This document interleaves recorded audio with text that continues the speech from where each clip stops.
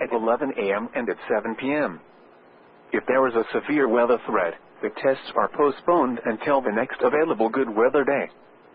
The alarm tone will activate for severe weather and other life-threatening emergency messages for the following 14 transmitters and associated broadcast areas: WXL 57 at Des Moines, WXL 94 at Bremer County, WXK 84 at Fort Dodge, KXI 98 at Marshalltown, KXI 62 at Montezuma, WXN 91 at Rathbun Lake, WNG 730 at Ottumwa, KZZ 51 at Carroll, KZZ 68 at Van Wert, KXI 65 at Lenox,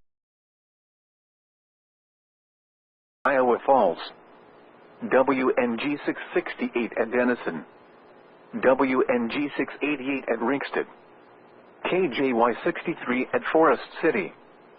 For a detailed listing of what counties are served by each transmitter, please visit the NOAA Weather Radio section of our website at www.weather.gov/Des Moines.